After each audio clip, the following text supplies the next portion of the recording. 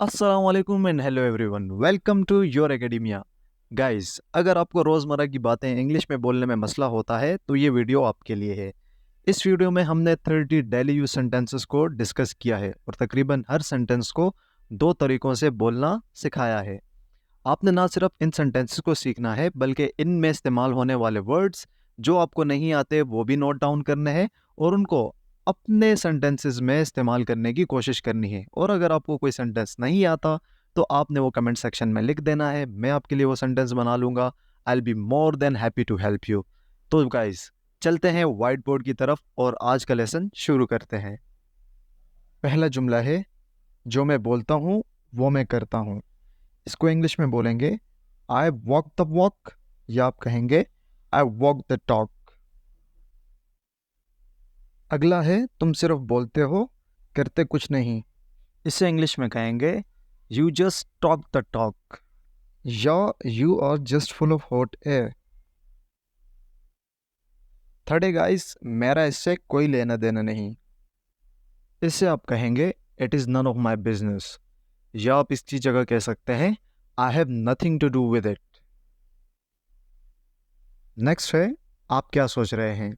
इसको इंग्लिश में कहेंगे what are you thinking about, या इसकी जगह आप कह सकते हैं what is on your mind.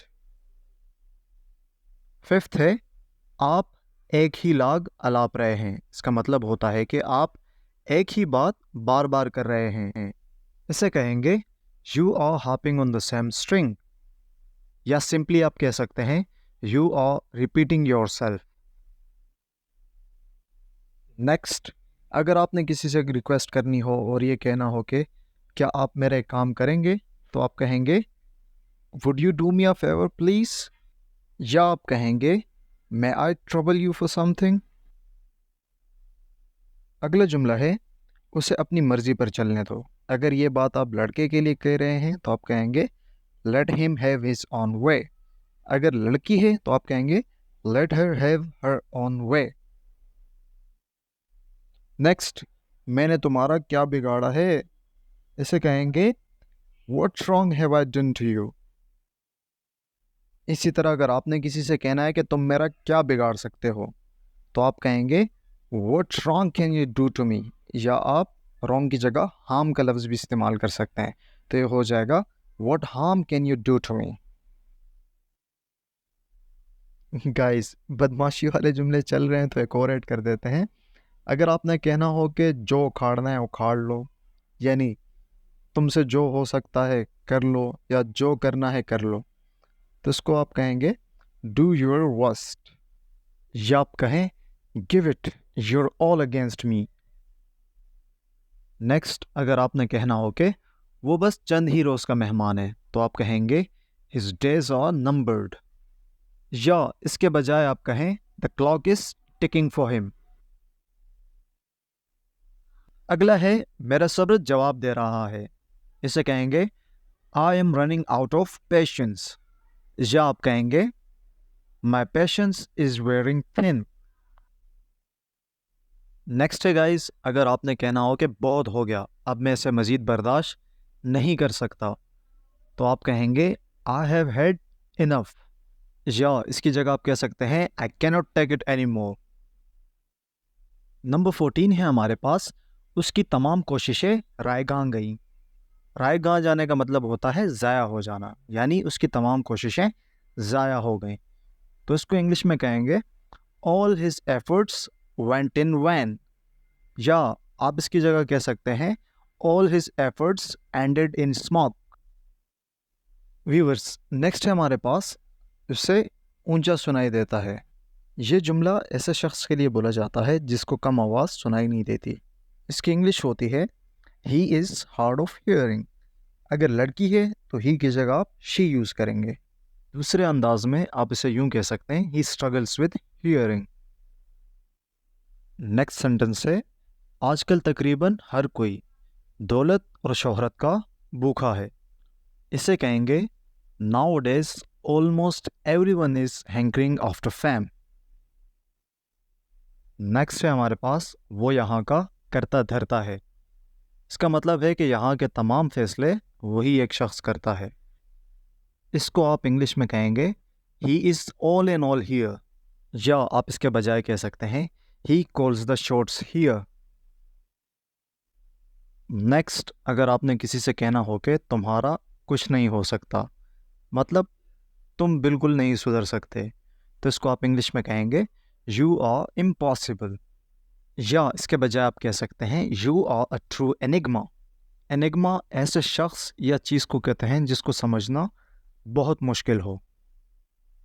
Guys, next, अगर आपने कहना हो कि आजकल करप्शन का बाज़ार गर्म है, तो आप कहेंगे corruption is the order of the day. या इसके बजाय आप कह सकते हैं corruption is the usual practice nowadays. Next, अगर आपने कहना हो कि वो बाल बाल बची, तो इसको इंग्लिश में कहेंगे शी हैड अ नैरो स्कैप। या इसके बजाय आप कह सकते हैं she had a close call. अगला जुमला है मैं घर के कामों में बहुत मसरूफ़ हूँ, इसको आप कहेंगे I M too busy in domestic affairs. या आप कहें I have a lot on my plate with house hold affairs. अगला जुमला है दिल छोटा मत करो, इसको आप इंग्लिश में कहेंगे डोंट लूज हार्ट। या इसकी जगह आप कह सकते हैं डोंट बी डिसहार्टन्ड। अगला जुमला है मैं सिर्फ ज़बानी जमा खर्च में यकीन नहीं रखता, मतलब सिर्फ मुंह की बातों पे यकीन नहीं रखता, इसको आप इंग्लिश में कहेंगे I do not believe in lip talk. Next जुमला है कि मुझे कुछ समझ नहीं आ रहा, या आप कहना चाहते हैं कि मेरी अकल ठिकाने नहीं, तो आप कहेंगे I am at my wits end. या आप कहेंगे आई एम परप्लेक्स्ड। नेक्स्ट, अगर आपने कहना हो कि उन दोनों में ज़मीन आसमान का फ़र्क है, तो आप कहेंगे दे आर पोल्स अपार्ट। या आप कह सकते हैं they are as different as night and day. Guys, अगला जुमला है वो एक दूसरे के जिगरी यार हैं, तो इसको आप अंग्रेजी में बोलेंगे दे आर चम फ्रेंड्स। या आप कहें they are as thick as thieves. ये इस तरह के दोस्तों के लिए कहा जाता है जो बहुत क्लोज हों और अपने सीक्रेट्स एक दूसरे के साथ शेयर करते हों। अगर आपने कहना हो कि वो एक दूसरे के जानी दुश्मन हैं, तो आप कहेंगे they are at daggers drawn. या आप कहें they are locked in a bitter feud. Next है तुम हमेशा झूठे बहाने बनाते रहते हो, इसको इंग्लिश में कहेंगे you are always making lame excuses. या आप कहें you never fail to provide flimsy justifications. Next है वो दुम दबाकर भाग गया, इसे आप कहेंगे he took to his heels. या आप कहें he beat a hasty retreat. 29 है गाइस, ये खबर सुन के तो मेरे होश उड़ गए, इसके लिए आप कहेंगे I was stunned to hear this news. या इसके बजाय आप कहें I was taken aback by this news. Viewers, इस वीडियो का लास्ट जुमला है आज के लिए इतना काफ़ी है, इसे आप कहेंगे let's call it a day. या आप कहें let's cease for today. Viewers, अगर आपको हमारी वीडियो पसंद आई तो काइंडली इसे लाइक कीजिए, हमारे चैनल को सब्सक्राइब कीजिए और दूसरों के साथ शेयर कीजिए। Thank you.